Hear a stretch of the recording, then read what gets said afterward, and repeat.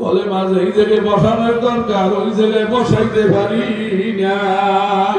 ওই জায়গায় যদি বসাইতে চাই আল্লাহ ওয়ালাদের সোহবাতে বেশি বেশি যাওয়া লাগবে, বেশি বেশি আল্লাহর জিকির করা লাগবে।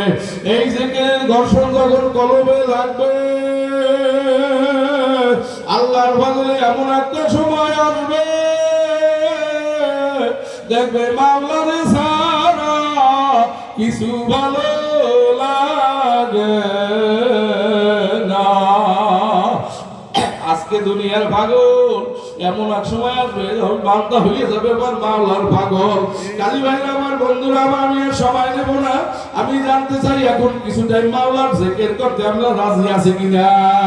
কি আল্লাহ জিকির করতে রাজি আছি? খেয়ালের সাথে শব্দগুলো সুন্দরভাবে উচ্চারণ করিয়া কিছু টাইম আল্লাহর জিকির কি সবাই করব?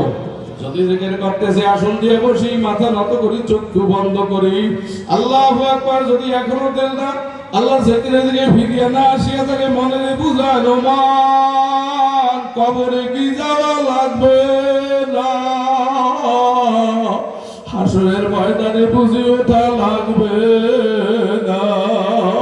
যেদিন আমার কবরে রাখা আসবে সাথী নাই বাতি নাই বিছানা নাই, ডানে মাটি বামে মাটি নিচে মাটির বিছানা, উপরেতে বাঁশের চাপা, খবর কেউ নিবে না। ওই অন্ধকার কবরে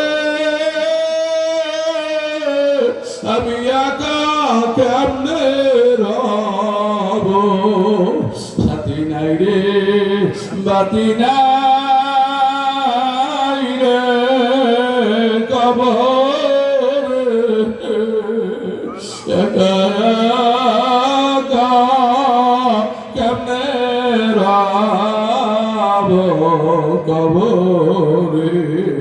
কি অবস্থা হবে আমার মরণে, কি উপায় হবে আমার কবরে।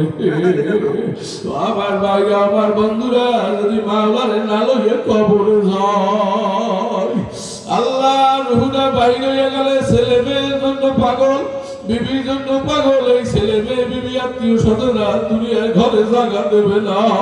মাওলারে না লইয়া যদি কবরে যায় মাওলায় কবরে জিজ্ঞাসা করবে না, ওরে দুনিয়ায় জায়গা নাই কবরেও জায়গা নাই।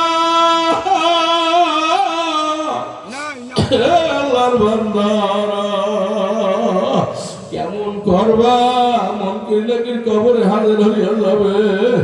আল্লাহু আকবার। আল্লাহর সাথে সম্পর্ক নাই, রাসূলের সাথে সম্পর্ক নাই, কোরআনের সাথে সম্পর্ক নাই, দ্বীনের সাথে সম্পর্ক নাই, তুমি তো কোনো সওয়ালের জবাব দিতে পারবা না।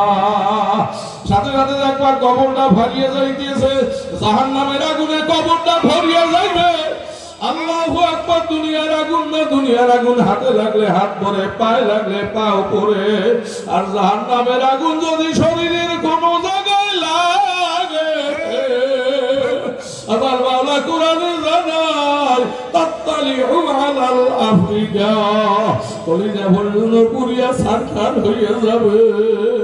মনে করছো মরিয়া যাবা? না না, আমার মাওলা তা আগেই জানাইয়া দিছে, সুম্মা লা